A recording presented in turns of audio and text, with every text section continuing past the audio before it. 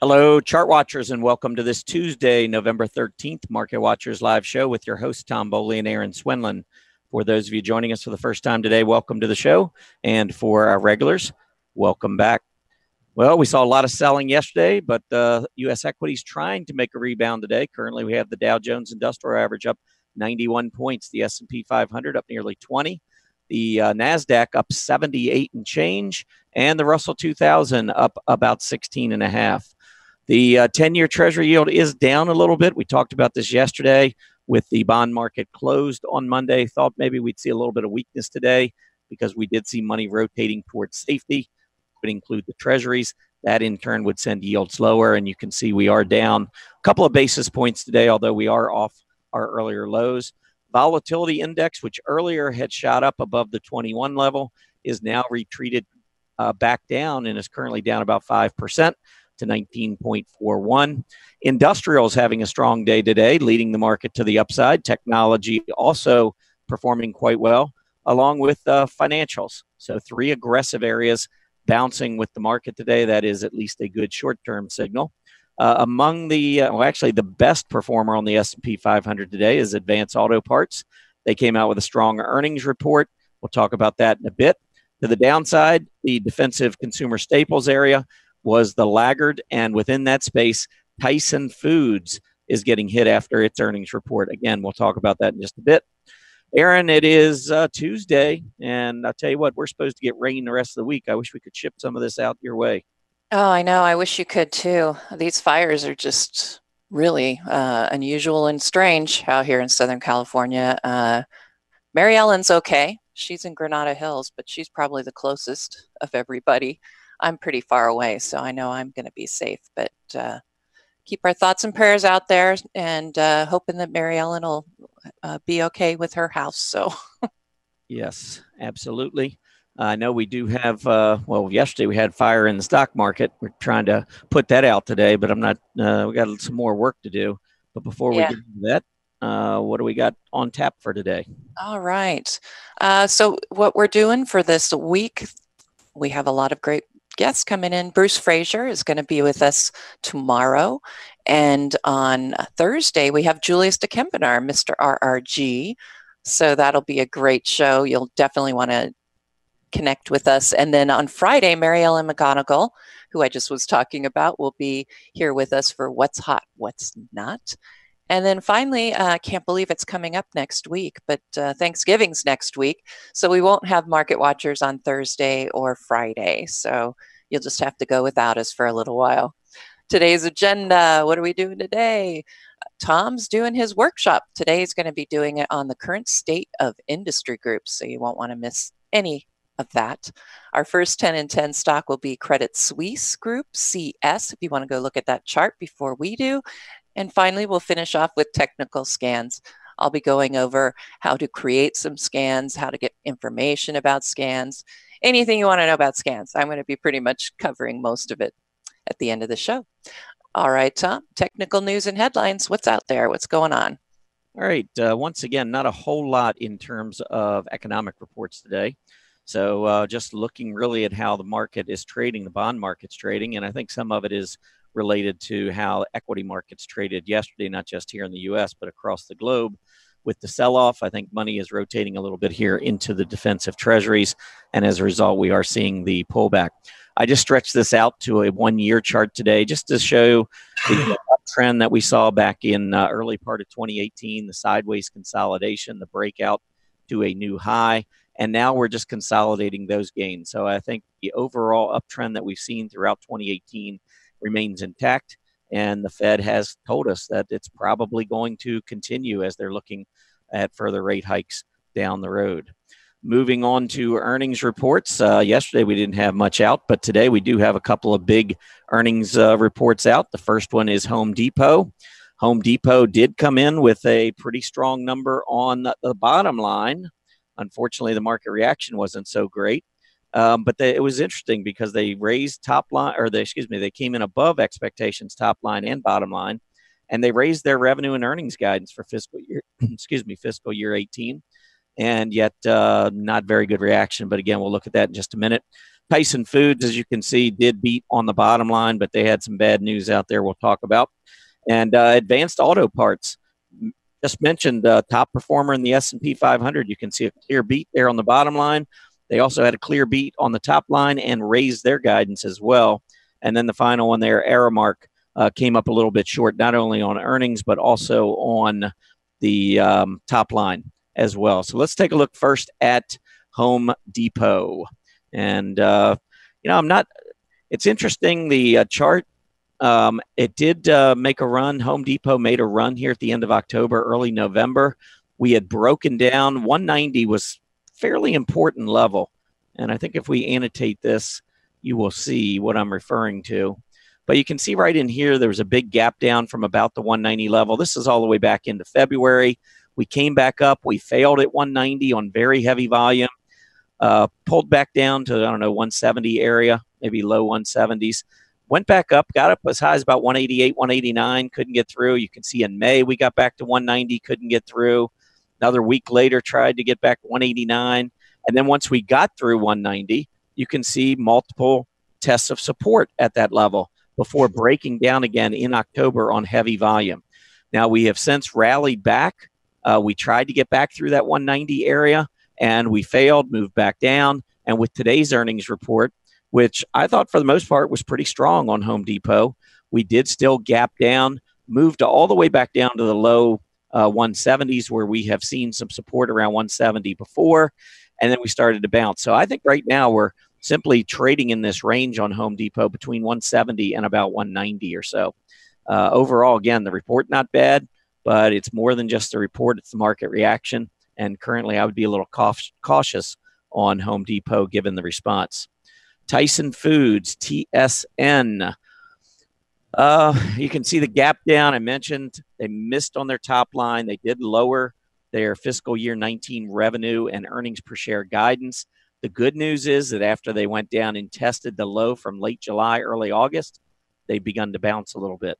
So maybe we'll hold here, but we are in a downtrend with sideways consolidation. So my guess is that we will get the breakdown. That is normally what you see on a consolidation or a continuation pattern. You have a prior trend in play, which in this case is lower, sideways consolidation. I would expect we're going to see a break. Advanced Auto Parts, AAP. Now we got $2.27 billion on the top line. Market only expecting $2.23 billion. And then 189 versus 177 on the bottom line, as I mentioned earlier in the slide. So really nice earnings report for Advanced Auto Parts. And they did raise their fiscal year 18 revenue guidance. I think this is one that I had looked at yesterday, and I'm going to check through my notes. We were looking at breakout versus fake out, and I thought I had looked at this one. Maybe I didn't. But anyway, it did have a little breakout, pulled back. It held that rising. Actually, I think this might have been a 10 and 10 stock, but it did come back down, test the 20-day, and now with that news, we do have the breakout. PPO is strengthening. I think going forward, AAP is going to represent pretty nice trading opportunity on any pullback. Next up, ARMK. This is Aramark, 3.91 billion revenue. Market was expecting 3.93 though, and then bottom line 70 cents versus 71 cents. I didn't see guidance. The stock had sold off tremendously prior to this report, and we are bouncing. So I think this is one of those cases of maybe sell on the rumor and then buy on the news. I would be careful, though, unless the stock can break above 37. I suspect that this is just a head fake. The upside, the overall trend here does remain lower.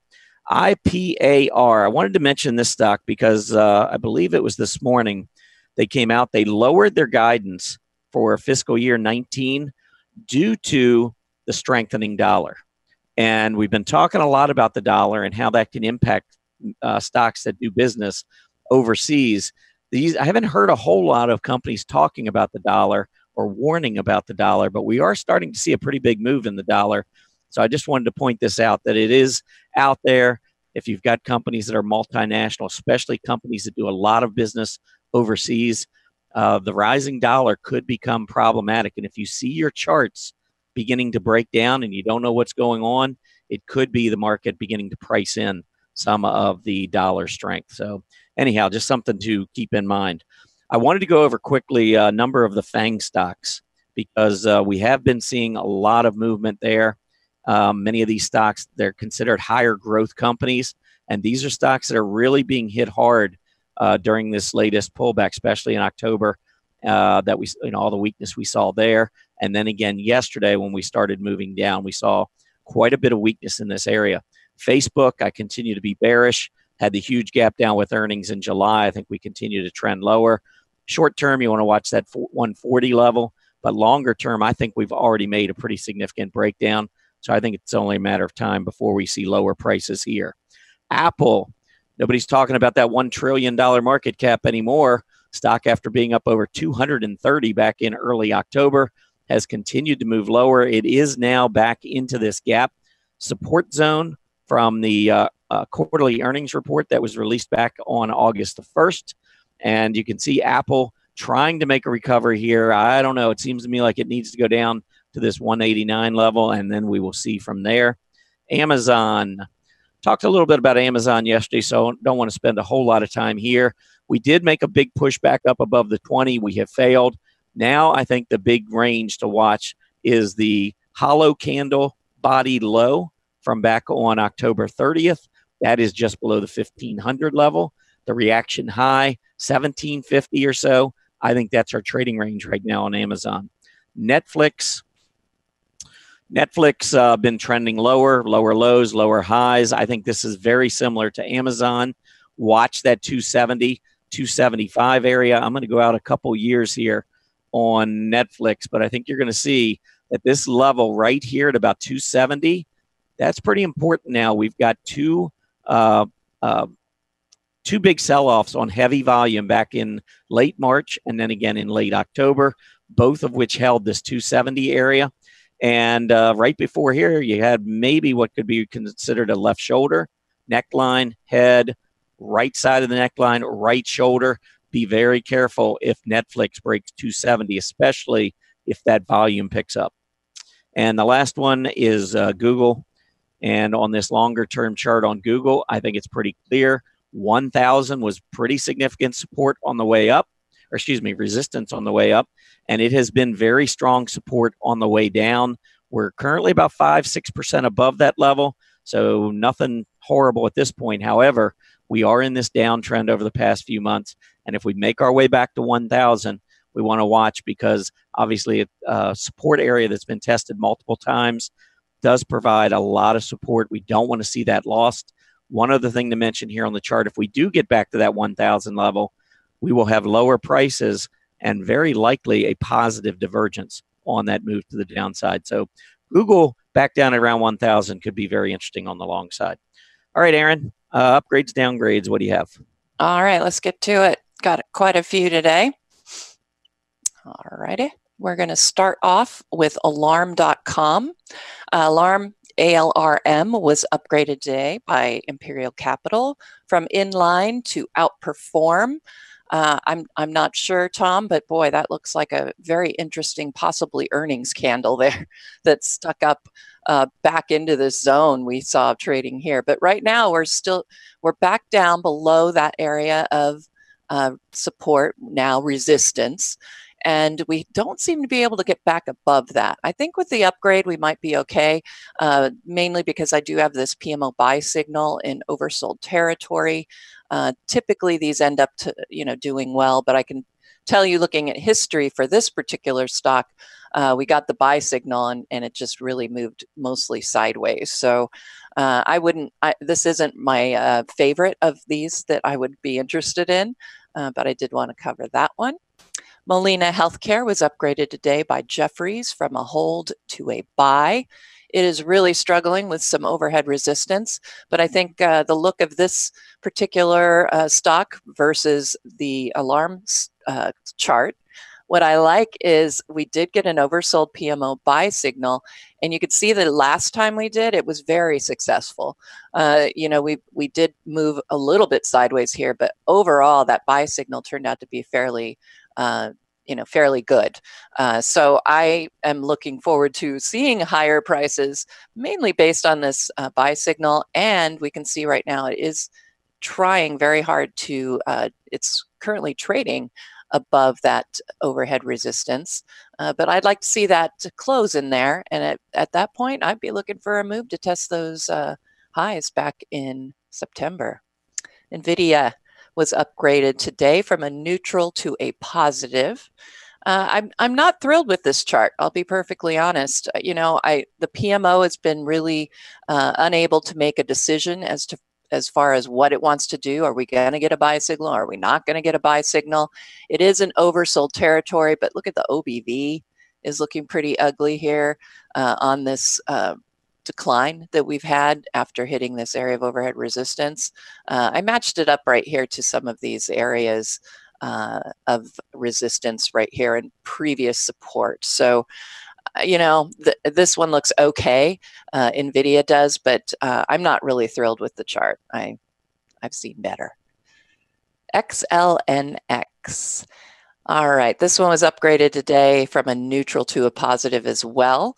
There's some issues I have. I think that this could be an interesting play, just because intermediate term, a little bit longer term, I guess, rather than shorter term, we do have a really nice looking flag here that is formed, and we are holding this area of support so far, which matches up, with that high we had in early October. You can see I've marked it right on the highest close there. And boy, does that match up almost perfectly with the lows that we've seen coming in at $82 right now. So it's up 2.5%, but I think it definitely has room to run. And, if we can get that breakout above 88, if this does turn out to be a flag, that would be a nice sized move to the upside coming off of $88 there. All right, let's look at a few downgrades right now. Best Buy was downgraded today by B of A from a buy to a neutral. This one has got some serious issues going on. Right now we're trading below some very important support. Currently, the actual if we were to close today, it would be above that support level, but we have traded, our intraday low is certainly well below that $67 support area. And right now we see the PMO is getting ready to give us a sell signal below the zero line. So this one is not configured well. You can also see that 50-day EMA getting ready to cross below the 200-day EMA. That's a long-term sell signal as far as decision point is concerned. Lumentum, LITE. This one was downgraded today by JP Morgan from an overweight to a neutral. You can see this area of support had been holding quite well until yesterday, where we had a huge gap down. And at this point, we are trading above the intraday low from yesterday, but this one doesn't look too healthy. I'm going to go to a weekly chart quickly here just so you can see where this the next support level does lie. But you can see that's a serious breakdown going on here. And the next area of possible support may be down here at that 35, 34 level right in here. That's a pretty serious decline that we could be seeing coming up on Lumentum. And finally, the last one, Pergo, was downgraded by Berenberg from a buy to a hold. It dropped below some important support last week. It does appear it wants to come up and test that as overhead resistance. But this one's been sort of boring in my opinion. It's been mostly moving sideways since May. And, we may want to look for a breakout above that overhead resistance. But, with the PMO below zero, now on a sell signal, I don't think this one has much to offer. And looking at the weekly chart to find the next level of support, well, we're at it right now. So it needs to hold right here. All right, and that pretty much completes our upgrades and downgrades. I wanted to show you really quickly what I have here. And there we go. So those were the upgrades I covered. The other upgrades I noticed was Chesapeake came in, Team TEAM. Vodafone came in and they actually reported a big loss. So I'm surprised that they're being upgraded right now. And they had to freeze their dividend. Other downgrades, CMA, Key, Athena Health, Magellan Health, Sabra Health, Reits. So anyway, those were what I covered today, and I will show those in the Market Watchers Live recap. All right, Tom, let's get it going. I know you've got some really great information to share with us about industry groups today.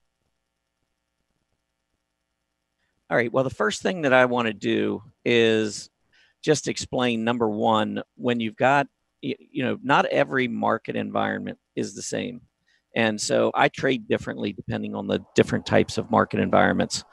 And currently we have a market environment which is much more volatile. The volatility index has jumped much more than what we typically see. That can be correction, can be bear market. I don't think we have enough information at this point to say which one it is. But what I can say is that the market is much more fearful. And as a result, trades that maybe I would have made a year ago, I want to be really careful and probably not make today. And if I do, I want to do it with fewer shares and so forth. So this chart is a chart of the volatility index here on the top. And down below, you can see the defensive areas of the market relative to the S&P 500. One of the things that you can kind of look at, and I just drew this horizontal line here on the VIX right at around 15. My favorite kind of market to trade on the long side is when the VIX is down below 15. I think you can see, like at the end of 2016 throughout 2017, we spent almost the entire time with the VIX down below 15. And you can see the defensive areas in the market really struggled during that period on a relative basis. And that's telling you that the aggressive areas did very well. That's when I want to be aggressive with those aggressive areas, is when the volatility index is low.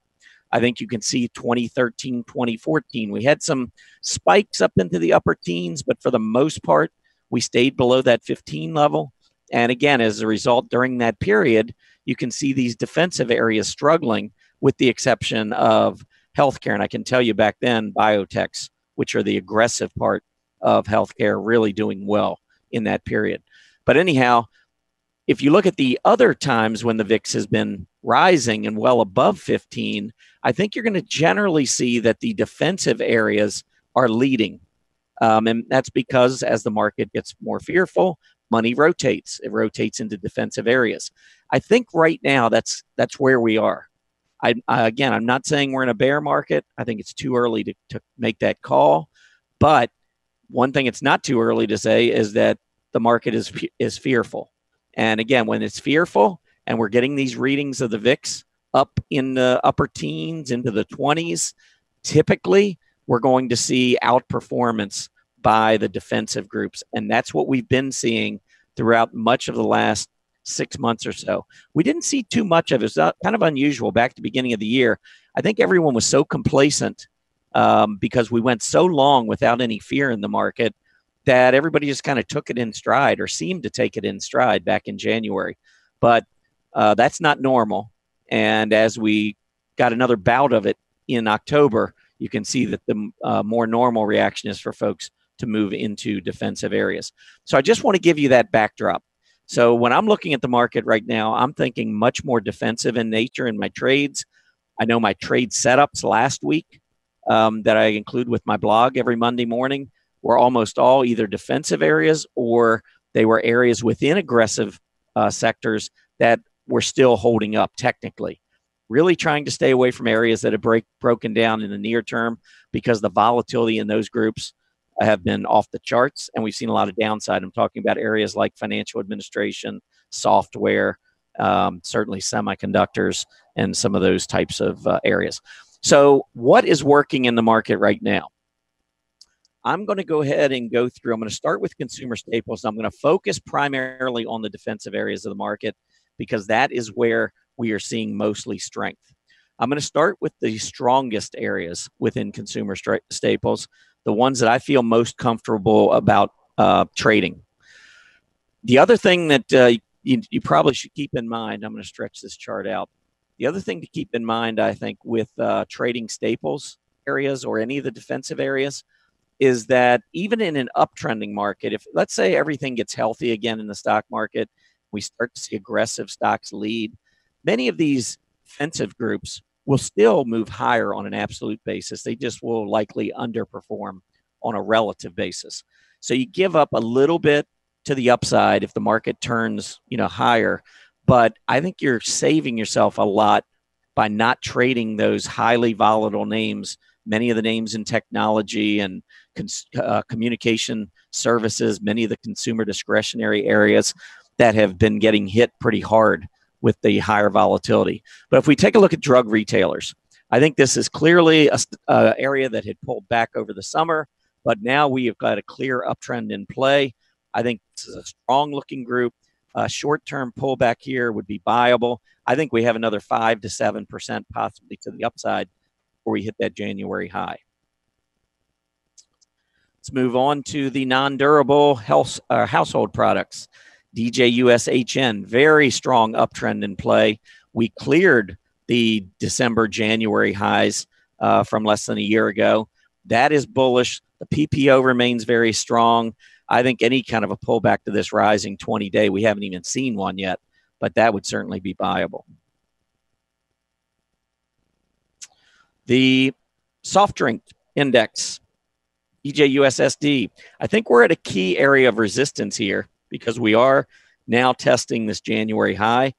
But I believe that the uptrend, if we do get a pullback, I believe we're going to resume the uptrend and make a breakout. So these are the three within consumer staples that I would say look the best. Now, some other areas that maybe in the short term look pretty good, but maybe not so much in the long term. You can see tires having a really strong day today, breaking out. Short term, we got this nice little uptrend moving, but longer term, I think we've still got a long-term downtrend in play. So short term, I'm going to be okay here. This group, by the way, their strongest months of the year, November and December, and you can already see the November strength building. So keep that in mind. We're in a strong seasonal period, but the overall chart, not so much here. All right, let's talk about brewers. Brewers short-term moving up, coming down, testing that rising 20-day. 20 days broken above the 50-day. PPO looks pretty good. I would say this is a group that looks not only good on the daily chart, but if I pull up the weekly chart, check out the last low. We've been downtrending for a long time, but on this last low, the PPO was much higher. So I think we got a shot maybe to run back and reset the PPO at the center line, get that 50-period test. I think 750 could come into play here on the brewers. All right, let's go back and take a look at the DJUSFD, which is the food retailers and wholesalers. I think we're consolidating. Normally, when you're downtrending, you put in lower lows, lower highs. Well, we did all that until right here. We came back up, tried to get through about 443 or so. I think if you see this group trading above 445, that's going to be a pretty bullish sign if we can get through and clear all of this consolidation, the highs in there. This is a group to keep an eye on. One area that I would not, and I'm going to focus mostly on the strong areas, but I wanted to just point out that the Distillers and Vintners, this is a group that had been leading for quite some time. I'm going to stretch this chart out for you a little bit. This was a group that had been on fire, as you can see, but we had a pretty important level of support around 435. We broke down below, went up and tested it, hit that 20-day moving average, and we were rolling back over to the downside. So while the other groups look pretty good, this is one I would avoid for now. Okay, I'm just going to give you a quick overall view of the REITs. This is the Dow Jones REIT Index, which includes a lot of the different REITs. Sideways consolidation for the last couple of years, as you can see, but a pretty strong uptrend in play for the last 30 days. Some of the areas that I would maybe consider in this space, I'm going to bring up a couple of industry groups. Here is specialty REITs, and you can see we got up very close to a prior high, pulled back, but we are now strengthening again. I would be careful and see if we can eventually get up above that 205 area. But in the meantime, watch this rising 20-day from underneath.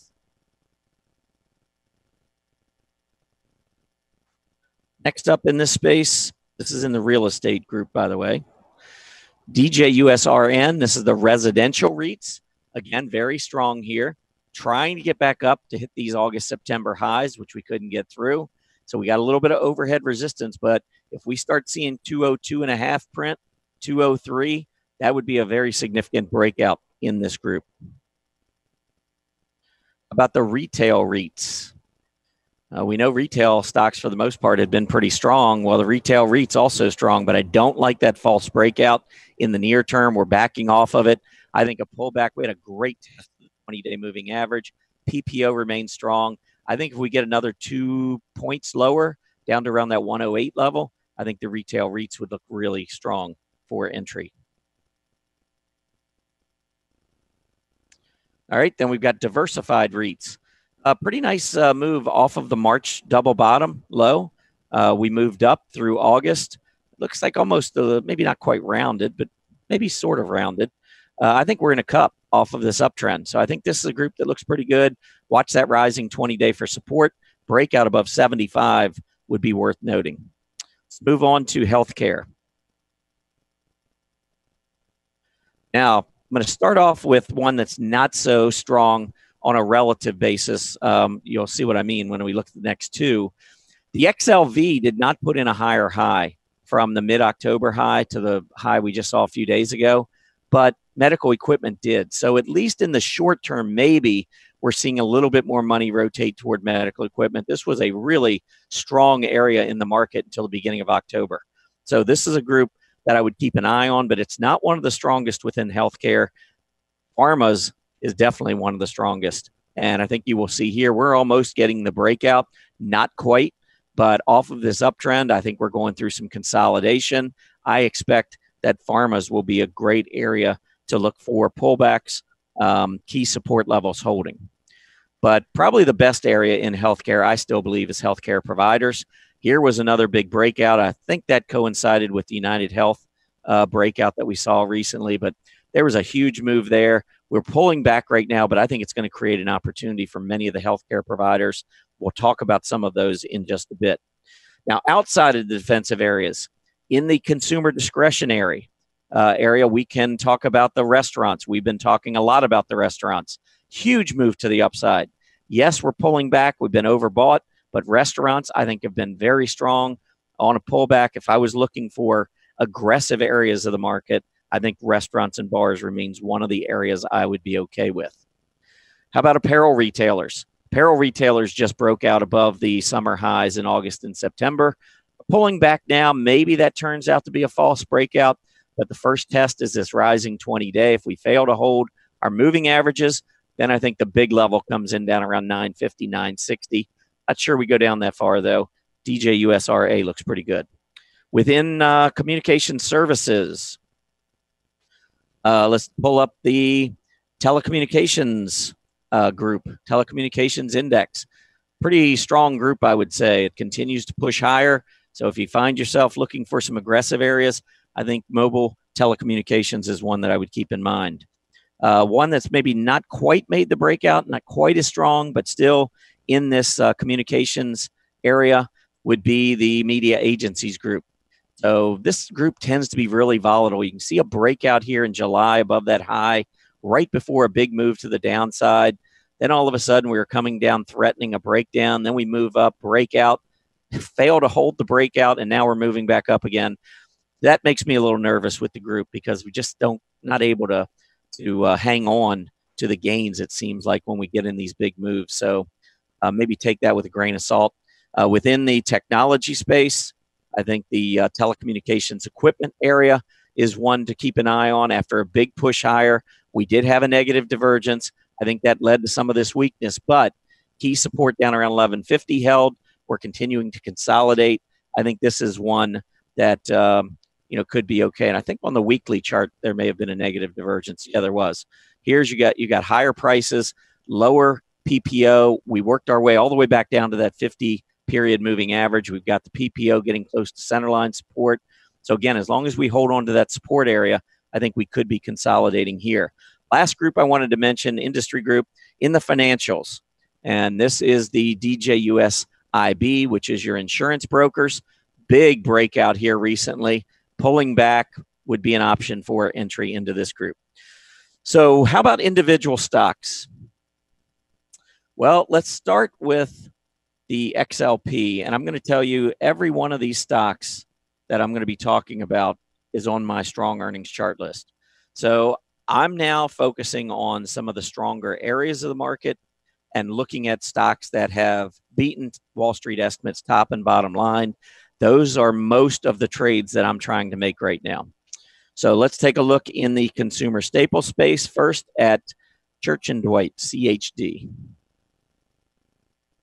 CHD, you can see early November, big, beautiful candle, nice move up next few days, pulled back, but I think consolidating. The last low around 63 and a half, not too far from this rising 20-day moving average, which is just above $63. A little bit of weakness here. I think CHD could set up pretty nicely. CLX, this is Clorox. Clorox, huge move up, pretty nice volume coming in. It is getting close to overbought. I think we'll probably get a pullback at some point. This is, again, when you look at the stock, it's not nearly as volatile as many of, say, the software stocks, where we could see $20, $30 drops in a couple of days. That is not normally the case with Clorox. So I think trading a stock like Clorox in this kind of an environment helps you sleep at night if you really struggle with all the volatility and the back and forth action and the whipsaw that we've seen so much of over the last 6-7 weeks. I think Clorox is the type of stock on a pullback that could make a lot of sense. All right, mentioned the soft drinks earlier. Coke is just on a roll to the upside. Beautiful move here. Very nice volume throughout most of this move. It does seem like volume is beginning to slow down a bit. So maybe we'll see a top and a pullback, but that rising 20-day moving average on Coke is likely to be very solid. CCE, I think our CCEP, Coca-Cola European Partners, very similar to the Coca-Cola chart. You can see a huge move up, pull back down around that 46 level would be a buy point here. All right, moving on to Casey's General Stores, CASY. I think we might have talked about this in the 10 and 10, but here was a breakout. I wasn't overly impressed with the volume on the breakout. Thought maybe we'd pull back, maybe get a 20-day test. We got really close to that today. But overall, this group has been strong, and I would not be surprised to see CASY moving higher here. And another way, I like to use the relative charts. So just to give you an idea what I'm referring to here. Here you can see CASY breaking out to the upside, but the overall group, which is the DJUSFD, is not breaking out. We haven't broken out. So what does that mean? It means that you got a stock that has been performing pretty well relative to its peers, also very strong relative to the S&P 500, and its peers have been pretty strong relative to the S&P 500. So as long as it continues to hold, say, the rising 20-day moving average, I think you got a pretty, low risk kind of a stock in a more, I'm not going to say secure, nothing is secure, but in a safer area of the market. Kroger. Stick with this relative chart because Kroger has not yet made the breakout. And it is a lot of tails here right at this gap resistance area, telling me that maybe we're primed for a little pullback. But I tell you what, if we get back down around 30, we had a double top here that we broke out from. The 20-day moving average is also at 30. That would be an interesting area with very little risk to the downside. And you can see Kroger's relative to the S&P 500 just broke out. Again, it's in that space that is performing relatively well versus the S&P 500. All right, I'm going to move on to real estate stocks. Now, I said, overall, many of the REITs that we looked at, those industry groups, I wouldn't say that those are the strongest industry groups, but they are strengthening. They do offer more safety in a highly volatile market. And so I wanted to pull up a number of individual stocks within the space that I think look pretty good. Medical Properties Trust, big move up. Look at the volume coming in. I think it's pretty clear on some of these charts that money is rotating. away from the more aggressive areas and into some of these defensive areas. And these are the ones that, from a technical perspective, are going to look the strongest. So MPW overbought. You can see the RSI up and above 70. But again, on a pullback, that's what I want to be watching for. I want to keep these stocks on a list. And these are the types of stocks on a pullback that I'm going to be most interested in. OHI, Omega Healthcare. Another very similar chart, breaking out. Nice volume. You can see the last pullback after a breakout above the September high. Last pullback held that rising 20-day. We broke out again with heavy volume. We're pulling back today, but as we get closer to the 20-day, this is something maybe keep an eye on. WE in that 69.70 area. Store. And by the way, if you pull these up and pull scooters up on most of these stocks, you're going to see scooters up in the 90s. These are relatively strong stocks. Store Capital, this one I think is maybe the strongest of all. Beautiful breakout, great volume. Just had this test of the 20, broke out again, down a little bit today, but that 20-day moving average I think presents a great opportunity here on the stock. AMT, I mentioned last week in my setups in my blog article that I was looking much more defensive. AMT was one of the stocks when it came down and printed this hammer right on the 20-day moving average. It was included as one of my setups. And you can see now we've made the move all the way back up to this 162 area. We're at resistance. We're overbought or close to overbought. If I had bought off of that candle, which I did not, but if I had bought AMT, I would be selling it right now just because we're at resistance. Still looks pretty good. I think, though, if we get a pullback to the rising 20-day, could always re-enter. And the last one in this space is AIV. A couple of tails to the upside here, and this always makes me a little nervous when we start selling off and finishing toward the bottom of the day's candle. It just tells me that maybe momentum to the upside is slowing. So I think we could get a pullback and test. Price support around 44.50 along with that rising 20. We've seen many of these stocks pull back to the 20-day moving average. Several I just showed you. When they hit that 20-day moving average, they bounce. And I think that also presents a lesser risk if you trade off of weakness like that. All right, let's move on. I'm going to move into healthcare. I really want to go over a number of these healthcare providers. Now, this first one I show you, THC here, you might look at this and say, wow, this is horrible. Downtrending. It looks awful. Well, you got to understand that this is a stock that made a massive move to the upside. So I think you got to keep things in perspective. Take a look at a 2-year chart here on Tenet Healthcare, and you are going to see a massive move. I'm going to annotate this, and I want to show you a couple things here. First, on the Fibonacci, from that low to the high, the near 40, look at where we are right now on this pullback. Right back at not only that 61.8% Fibonacci retracement zone, but also lines up pretty good with this support area and with this prior high. So I think 20, maybe 22 and a half is a tight stop. But if this overall uptrend starts to kick back in again, you could have a lot of upside with very little downside. So I wanted to mention that just because it has been underperforming for a while, but there was so much positive stuff built into the stock. I think now you can see positive divergence on the lower price, higher move to the upside. And I believe, let me go into the weekly chart here.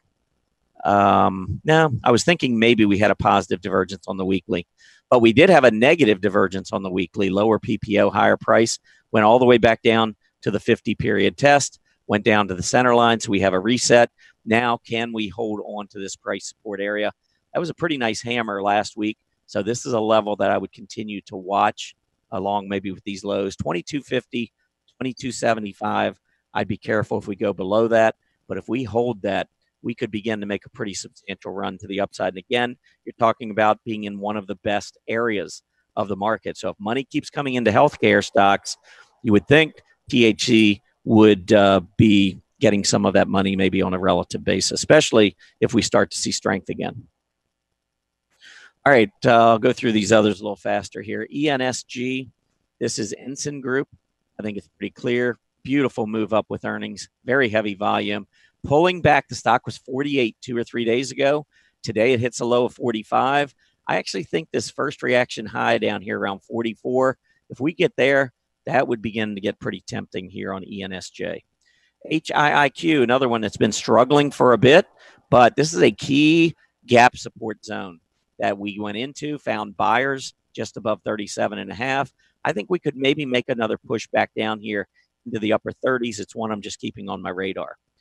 UNH, I mentioned United Health earlier. Here was the breakout. This is one of the reasons why we saw the healthcare providers index break out, because UNH broke out. Beautiful move.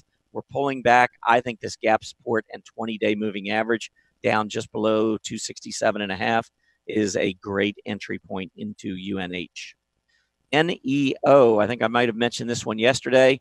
It is testing its 20-day moving average. Huge move up. This stock ran up 50% about 6 or 7, maybe 8 trading days, and it is now pulled back, giving up about, 12, 13% off the high, hitting the 20-day moving average. I would be a buyer of NEO.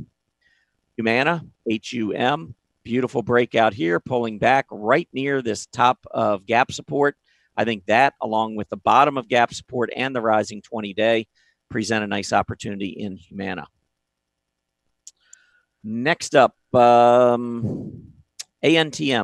And this is the last one that I have in this space, healthcare providers.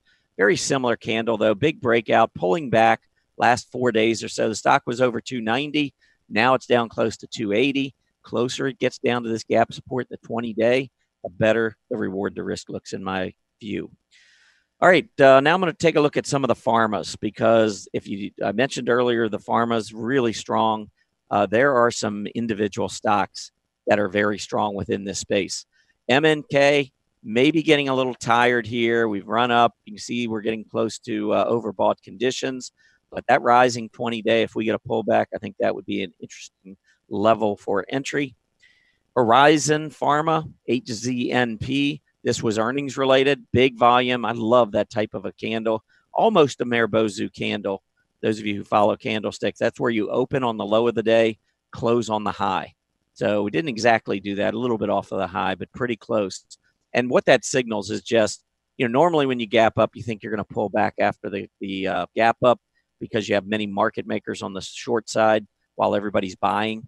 And so that generally leads to a little bit of short-term weakness, maybe to fill a gap. In this case, when you get these types of candles, everybody's buying at the open, market makers are short, and they can't stop the flow. There's so much demand. And that's why when you get these huge hollow candles like this with big volume, I get pretty bullish. So pull back here, down closer to 21, which was the breakout level, maybe even down to 20. I think that 2021 area is worth keeping an eye on. PCRX. This one's weakened a little bit on a relative basis. Some of the others, I think, have been doing better, but a lot of tails down here in the 47, 48 range. It is at 48 right now. So this one a little closer to support than some of the others. ZTS, which is Zotis. Beautiful move up. I think we're in a flag to the downside. I'd watch that rising 20-day, maybe gap support closer to 93, but I think this one looks strong. A couple of big names I'm sure you all are familiar with. Eli Lilly, nice little cup off of an uptrend, looks pretty strong. J&J, Johnson & Johnson. Both of these are large caps, so you don't have to worry as much about big downside moves that you could see on some of the others. So those are who are a little bit more, looking at more at safety. You might want to pay attention to that. Only thing here with Johnson & Johnson, we could be getting a reversing candle right near that January high. Short term, we might get a pullback here on J&J. And then the last one I had that I wanted to mention is PBH. This is Prestige Consumer Healthcare. Big move up, nice breakout, good volume. Pulling back, we had prior resistance, 39, 39.5. We're going back down. We're testing that area along with that rising 20-day. I think this one, along with PCRX, are a couple of stocks within the space that are already moving down close to support. Okay, that is it. Hopefully that gave you a quick update on many of the industry groups, especially those in the defensive areas. There's a list of the ones that I think are the strongest right now. There were a couple in there, I think restaurants and bars and apparel retailers, that I didn't look at individual stocks. Only so much time during these workshops. And believe me, we've talked so much about them in prior shows. And then those are the individual stocks that I just went over. So hopefully that gives you some ideas, some different ways to maybe consider taking a look at the market currently with the volatility index elevated.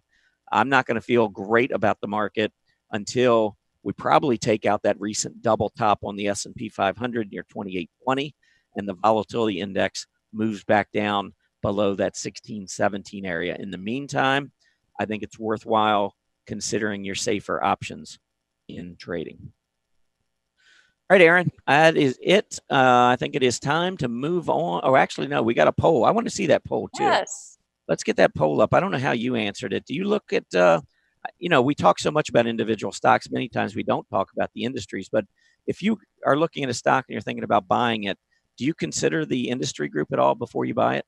Well, I answered I'm aware of its industry group, because I won't necessarily not buy a stock just because its industry group isn't really that strong, because I think that in every group there's always strength somewhere. And so generally, if everything else is set up on the chart the way I like it for a buy, I look at what the industry group is, but it probably isn't going to influence whether I make the trade or not. Yeah.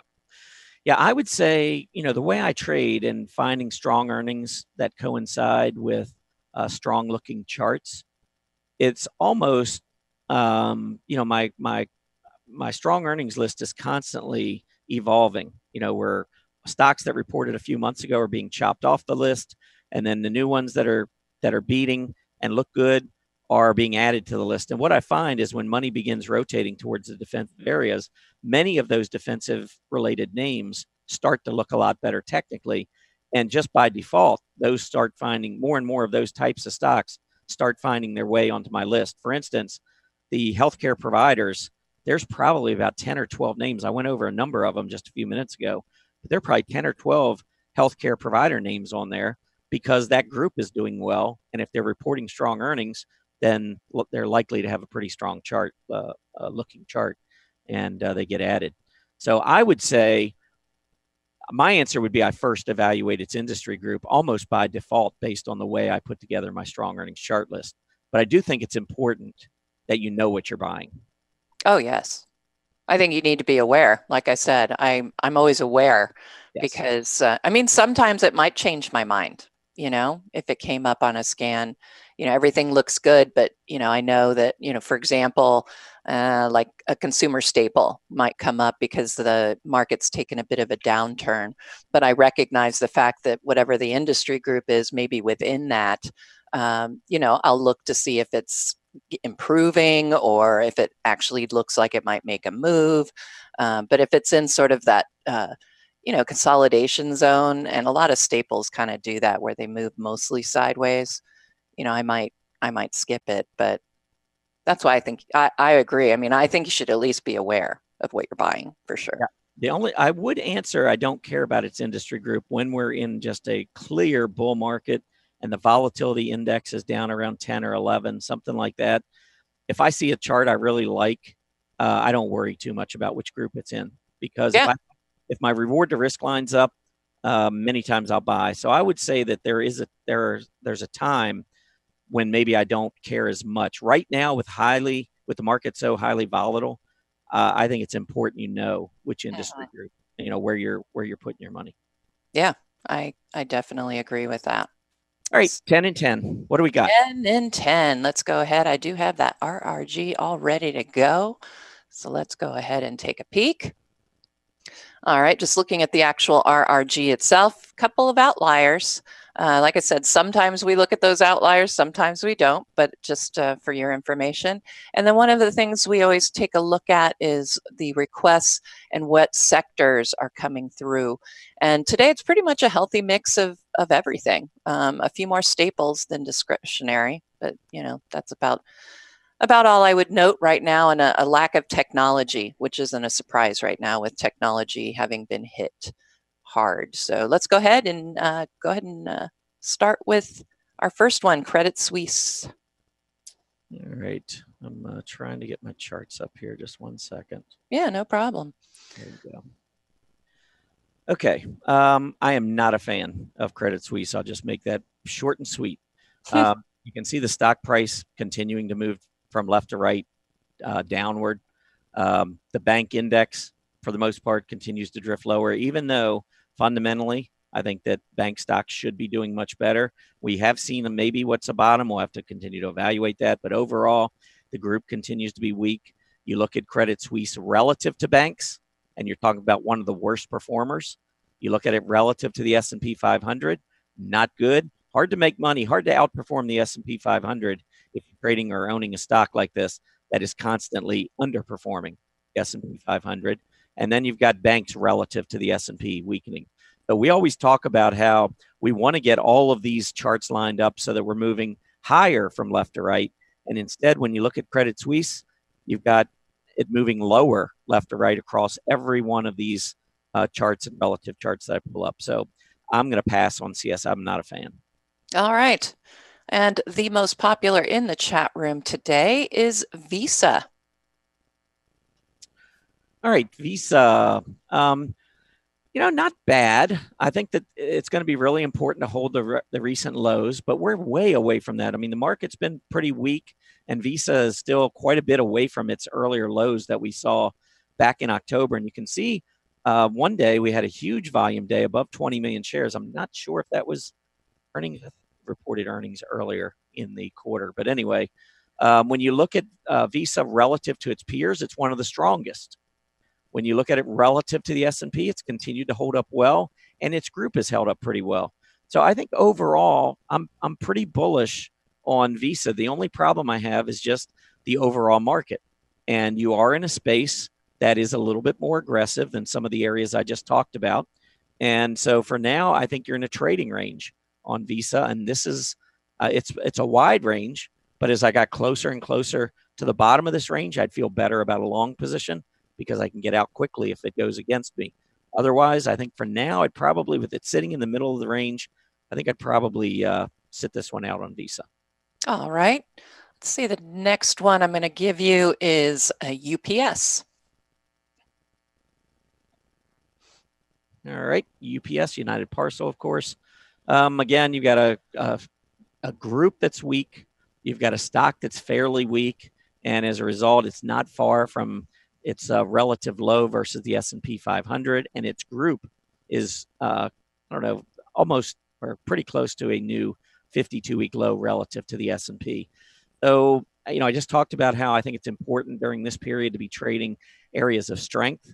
And I don't think that United Parcel really fits that category. So what I would be looking for in the near term in order to get more aggressive or to maybe become a little bit more bullish, United Parcel, is we've got to get through gap resistance. That was pretty heavy volume right here.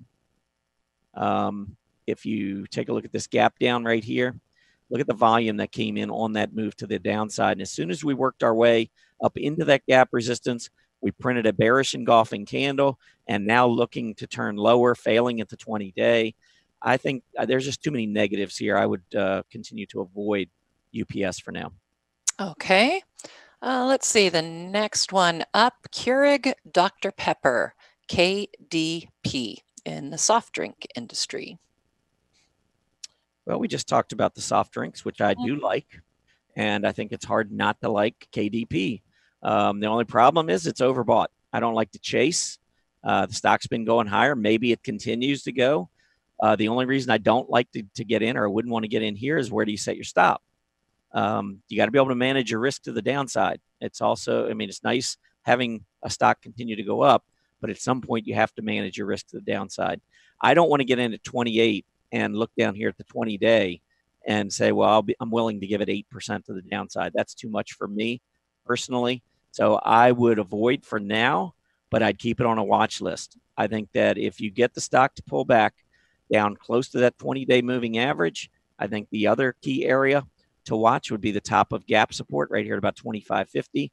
I think that is your area of support down here. So if we do start to pull back, get a little profit taking, I could get back in if we move into that zone. All right. Let's see. Next one up, Alibaba.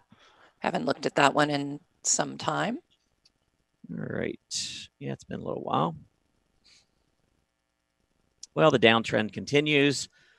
And I don't think there's been much relative strength versus its peers. You can see it is in the broadline retailers. If anything, broadline retailers topped in September, and you can see that Alibaba has continued to weaken relative to its group. So you're in a downtrend, and you're one of the worst performers in this space.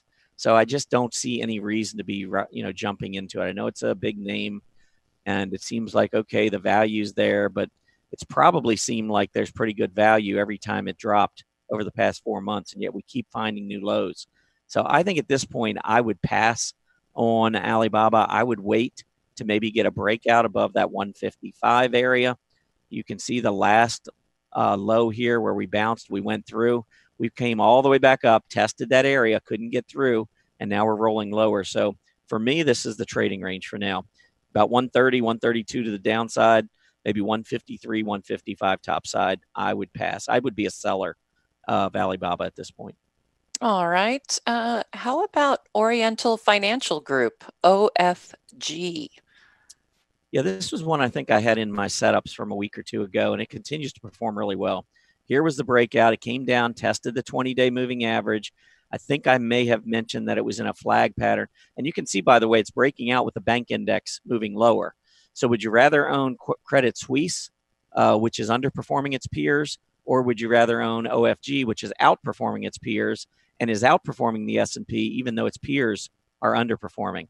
So I think all of those things are pretty critical when you're evaluating.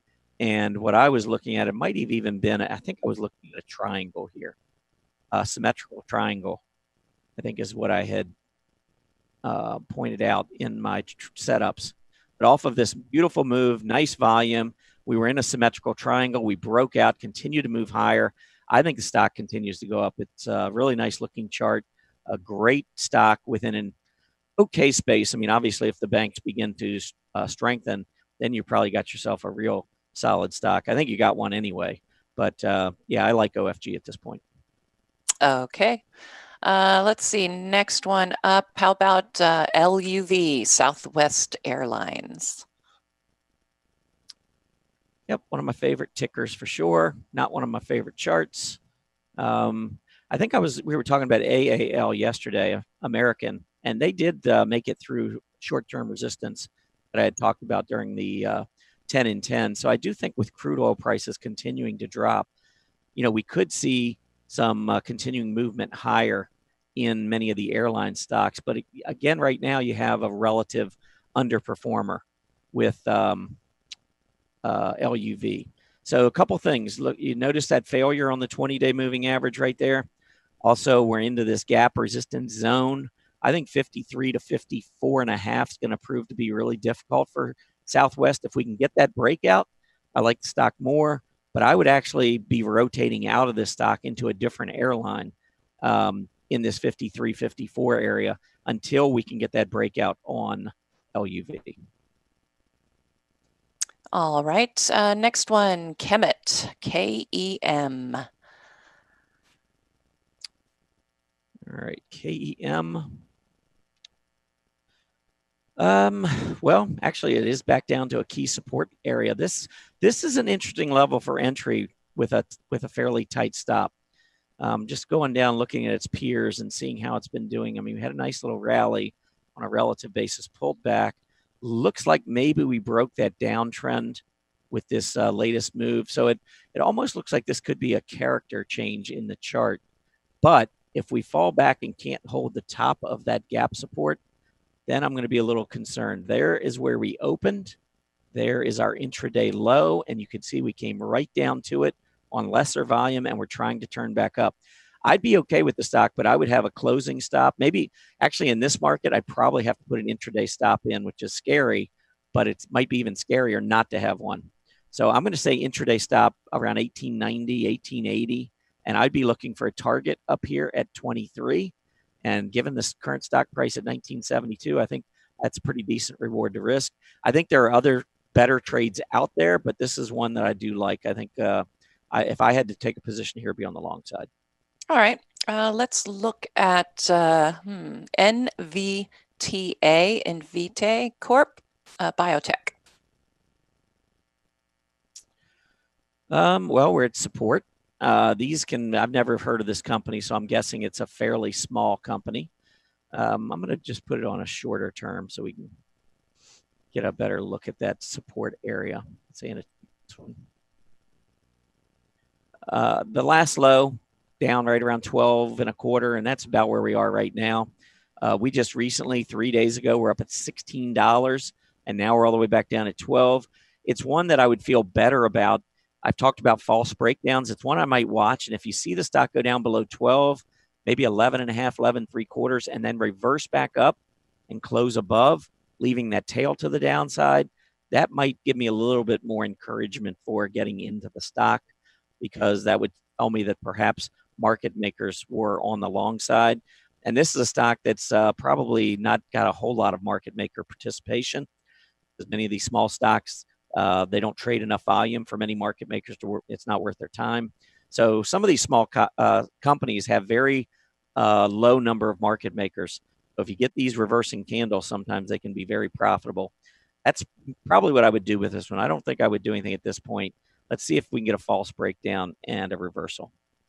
All right, and our very last one, Verizon, VZ. I like it. And again, you're talking about an area of the market that is much more defensive. You got a nice dividend with Verizon. Here was the breakout. You can see its peer group has been going lower. Verizon's been going higher. So you've got a really nice relative strength versus its peers and versus the S&P. The only thing is that it's just a bad group.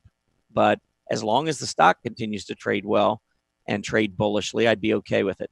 So in terms of annotating this one, a couple things I'd point out. First, when we had that gap up, look at us come all the way back down. It got up to 58 and change. You think, what are the chances we're going to come back to 55 to test gap support, price support, and that rising 20-day? Well, we essentially did it before we moved higher. So that's why I always like to wait and see if I can get these stocks on pullbacks. But I would say as long as Verizon continues to trade above its 20-day moving average, I'm pretty bullish the stock. And if you want to give it a little bit more room, I'd watch that 55 area. You now have the 50-day moving average, which has been pretty good support coming right up there as well. So I think Verizon is another type of stock that I would be okay trading in this kind of market environment. All right, that's it. That completes the 10 and 10. Here are the symbols that we just went over. You're going to find all these charts with those annotations in the Market Watchers live chart list. And all you have to do to find that is go to the blogs tab on the site and then click on the Market Watchers live blog. And the link is right there at the top. It's also in every Market Watchers live recap. So you'll find it in there too. All right, time for our final market update. Let's see what is going on. I think it's pretty interesting right now because right now we're starting to see that the Dow is now moving into negative territory. So I wanted to point that out first and foremost. It is the only one currently of the indexes in negative territory. It's just dipping in there. It's down, as you can see, just a little over 16 points. S&P 500, NASDAQ, all in the positive, but certainly pulling back since before lunchtime and getting ready to test that level of yesterday's close. Same with OEX, although it's getting a little bit closer to the negative territory than the others. S&P 400 also pulling back, but certainly doing better than its peers. From what I can see, at least that rising trend. We'll have to see if it can hold that right now. Not looking too good. Russell 2000 moving mostly sideways since yesterday. It is pulling back, trying to hold on to the positive numbers. And TSX, Canadian markets are up right now. Looks like it's formed a little bit of a flag here. So we'll have to see if it can push to the upside. Treasury yields are lower today. 3.156% is the current reading. UUP gap down and now starting to move mostly sideways here since gapping down.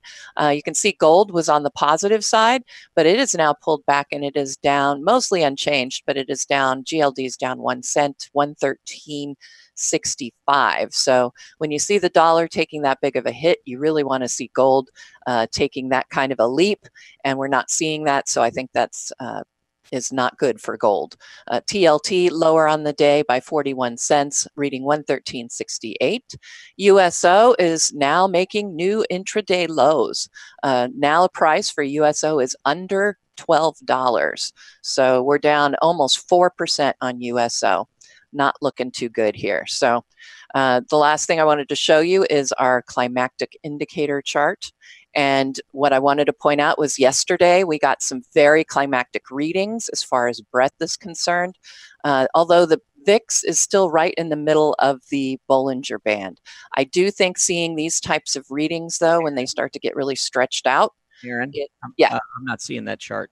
Oh my gosh. I don't know what my problem is here, but let's try it again. There we go. Okay. There it is. So we have these, thanks, Tom. We have these excessive breadth readings right now, very climactic that we saw yesterday. And when I see these climactic readings to the downside, coming off of a move to the downside, I would look at this as a possible selling exhaustion lining up, where you might get in the very short term into the rest of the week. We might see a little bit of a rally pop. I'm not so sure that it'll take off in a big way, but based on just seeing these numbers stretched out in breadth, I would start looking for that. If I see anything overly interesting on this chart after the close, I will certainly write about it for everybody. That's all I have for my portion of the market update. What you got for me, Tom? All right. In my blog article today, I just pointed out, and I said that battle lines were drawn. And what I meant by that is that, bear markets, we generally don't see the VIX drop below 16, 17. And so those in the bear camp, we really wanted to see the VIX bounce off of 16. And we did see that. And we're starting to move back to the upside. Also, in terms of price resistance, and this is the most important part for me, we needed to break back up above that reaction high that we saw back in the middle part of October. That's up around the 28.15, 28.16 area. We failed there. So I'm going to be kind of cautiously bullish. I still believe this is a correction, but I'm going to be cautiously bullish as long as the VIX remains above 16 and we cannot negotiate that 28.15, 28.16 area. I think if we were to break down on the VIX, break out on the S&P 500, I think that would be a very, very bullish sign for the market. But until that occurs, I do think we need to be somewhat cautious here. And as I mentioned earlier during my workshop, maybe think about trading more defensive areas of the market rather than trying to catch bottoms on aggressive areas. And that's it. So I know we've got some technical scans. Yes. Show, so have at it. All right. Yes. So let's talk technical scanning right now. What I'm going to do is I want to first show you. So I'm on the member homepage. It should look familiar to most of you. And I'm going to just arrow down. I actually include the scan tiles. You can do that. I'm sorry, I should have shown you how to do that right away. You can do that by clicking on the scans. You can get into, directly down there. But settings, you do want to make sure you have your scans and alerts checked. Otherwise, that panel is not going to show up for you. So let's go back down to our scans. First thing I wanted to point out are these little lovely buttons right up here that say instructions. And I don't know that everybody looks at that, but if you are feeling a little uncomfortable when you're writing your scans or looking at scans, just click that button. It's going to take you right to our support center. It talks about the and ors. It gives you introduction. It gives you a couple of scans. How to troubleshoot, etc. So recommend you go take a look at the Chart School article for technical scans, as that can be invaluable when you're getting ready to do this if you're more of a beginner. But even if you are a beginner, I'm going to show you a few things you can do to take advantage of the scans, even if maybe you're not a member of a higher level. You still should be able to grab these predefined scans and use them. And if you are of a higher level of membership, then you can very easily end up using those predefined scans to make it part of a new scan for yourself, which is what I'm going to show you to finish this. So let's go ahead. We're going to start with predefined scans. And the lovely thing about predefined scans is that we've done the work for you. You can look, and there's all different kinds of bullish indicators. All of these are already, the scans have already been run, and they tell you how many stocks or ETFs or mutual funds are in that scan result. So you can sort of get an idea of what's been going on just by looking at some of these scanning opportunities. And of course, we do have point and figure patterns. We have the candlestick patterns, quite a bit to choose from. So if you want to start from the predefined scans page, you can go in here and let's just look at, let's do a strong volume gainers predefined scan. So I'm going to click here. It's going to give me all of these all on in a group. And since it does include a lot of things that I'm really not interested in seeing, you know, some of the London stocks, Canadian, this isn't going to help me too much. India, I need to get that fixed so that I don't have to look at all of that. So one of the ways you can do that is by manipulating the scan and editing it. And it's, again, these are already predefined. So you can just come up here when you pick the one you like and click here to edit the scan, and it's there it is, all in the lovely scan language that maybe is hard to come up with, but we'll have to just see how, you know, what kind of results we get. But I want to add in there, remember that I was having some issues because it's showing me stocks that are not in the groups that I want to look at. So I'm going to go ahead and manipulate this predefined scan for us. I do have this already set up. Type is stock, but there are a couple of other properties I want to pick out, right? I need to look to make sure, let's see, it is in the US. So here's ticker properties, country. I'm going to add that, and it defaults. It'll put it at the very bottom of your scan. I like to move it up just so that it makes sense to me in the scan. So now I'm looking at stocks that are in the US that fit that predefined scan that we looked at earlier to get here. So let's go ahead and we'll run this and see what we end up getting. All right, 28 results. So remember I think there were what, 84 results when we looked at it and the predefined scans page, but we managed to lower it down to 28, which is very nice because now we can really look at what's going on these stocks. You could further, you know, move it down by price or by, you know, right now we're looking at volume, but you know, there are all different kinds of ways that you can manipulate them. I'm going to show you a few other things to do, but let's stick to this scan that we just did. So this was the high volume, strong volume movers. We adjusted it to include the country as US so that we don't have to look at all of the others that we maybe aren't interested in. And now I can look at all of these and see them, but I really need to be able to manipulate them, and I can't do that while it's still in just the scan results page. So in order to manipulate any of your scan results, you have to save it into a chart list. And I recommend setting up what I call a scan dump. And I'm going to show you that. So I'm going to replace an existing chart list. And I have a chart list just called Scan Dump. And this is really my transitional chart list. I put things in here that I know I'm going to write over later. So it's just to get in there to be able to manipulate the results to see if there's anything interesting in there, because I can't do that when it's just on that scan results page. So that's what I've done.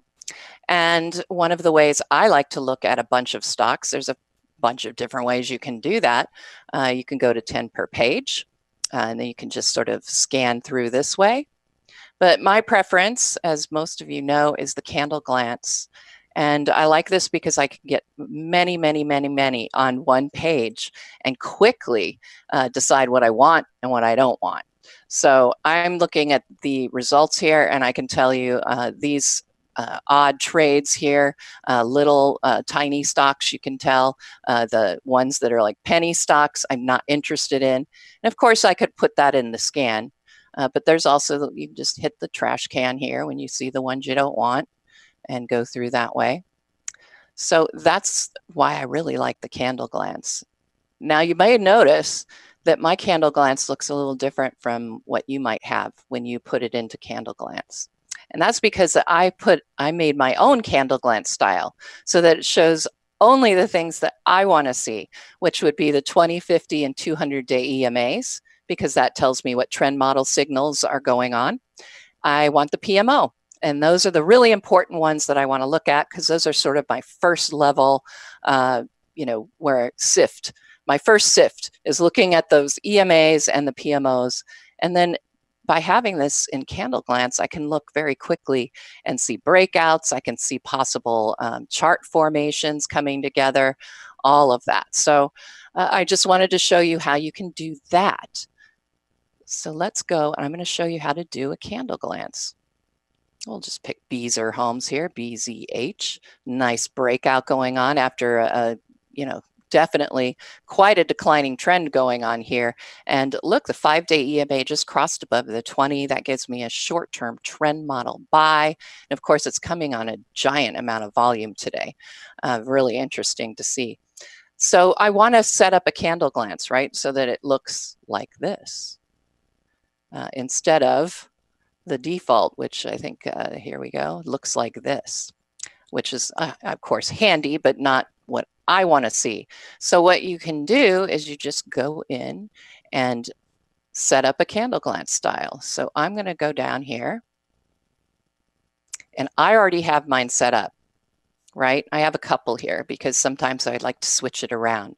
But currently, you just save your chart style as candle glance, and there it is. So I picked my what I did is I picked my height and width. I picked the EMAs on there. I even picked the color of the outline for it. So I put this together for my candle glance, and then I just went down and saved it. The chart style, here are chart styles right here. And I saved it not as my default.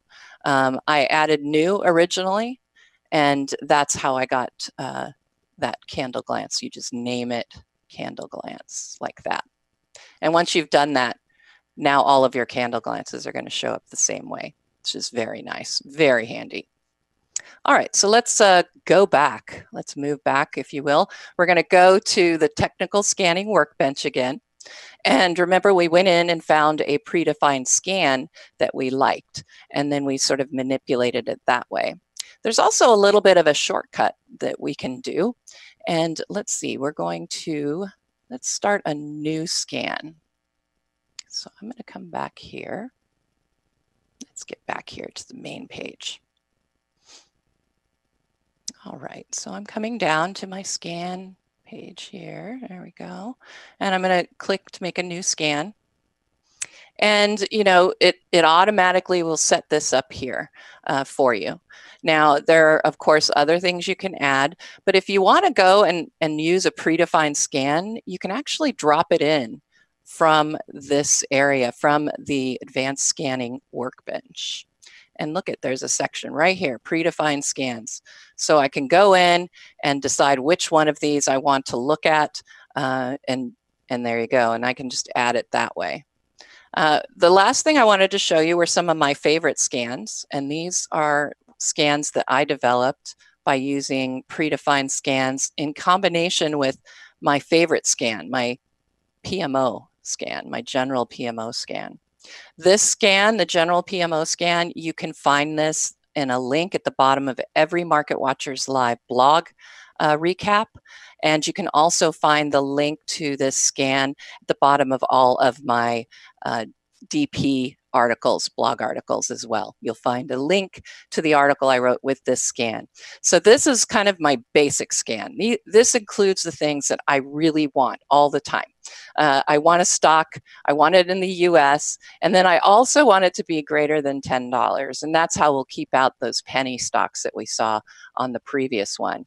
I want to make sure the PMO hasn't actually given me a buy signal. I want to know that it's been rising for 3 days.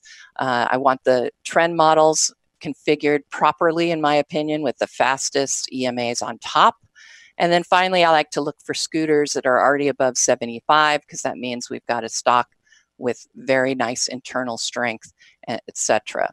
So this is my favorite scan, right? It's got all of those things that I really want, but I want to manipulate maybe one of those predefined scans. And so this was the thing. Remember, we didn't have that in there before on that predefined scans. So I'm going to copy the part that I like best right now to get those US stocks and those $10 stocks. I'm just going to copy this. And then we're going to go to, let's see, go to a new one. All righty. So I'm going to start it with this because that's what I know I want. We'll also put in there it's a stock because I want it to be a stock as well. And you can see it just added that down here. I'm going to move it up there. All right, and now I'm going to add one of those predefined scans. And let's look at that real quick. So let's add, let's look at the ones that have a bullish MACD crossover. And there you go. Now that's added in. I've got all of my favorite things right at the top. I could also add in those PMO things from the PMOs from my general PMO scan. I could have put all of that in to start it off and then done the predefined scan. Lots of different ways. My bottom feeders scan, I came up with, I used my criterion at the top, and then I picked out the EMAs to look the way I want them to. I wanted everything negative in this case, except for a 5-day EMA crossing above the 20. So I manipulated that, and that's how I got my bottom feeder scan. I have Keltner and trend models. So I took a Keltner scan right here, and I added that in, and then I put in my things that I wanted. And that helped me pick out the stocks that are really stretched out to the downside that I may want to look at as a possibility. So those are some of my favorite scans, and I hope I was helpful in how to create your own and really how to manipulate those predefined scans. I think that's really where the business is. Quickly, here's a summary slide, and time to close off the program. Tom, my goodness. Time flies when you're having fun. Always. It does fly here because we always have fun. And there you go. Those are the what I went through. And of course, this will be in the Market Watchers live recap to give you a little bit of a, so you know which way to go to get to all of those things I just showed you. Yeah, I was just looking at the market. Of course, we have just a few more seconds here, but pretty big reversal. Dow Jones is now down 64 points. NASDAQ and NASDAQ 100, which were up quite a bit, only up about 0.4% down. The S&P 500 just 2 points from going red. So we are definitely seeing weakness and an inability of the market to sustain that move from yesterday. So hopefully we'll see it later today. Otherwise, it could be a problem. Indeed. All right, there is your upcoming schedule. We got Bruce Fraser joining us tomorrow, so it should be a great show. Many great guests coming up. I want to thank everybody for being with us today. Please remember to complete the survey as you exit. I'd like to hear what you thought of the industry groups today and how you trade. As a quick reminder, Market Watchers Live airs 5 days a week, Mondays through Fridays, from noon to 1:30 p.m. Eastern Standard Time. Have a great Tuesday afternoon, everybody, and we'll see you back here tomorrow. Happy trading.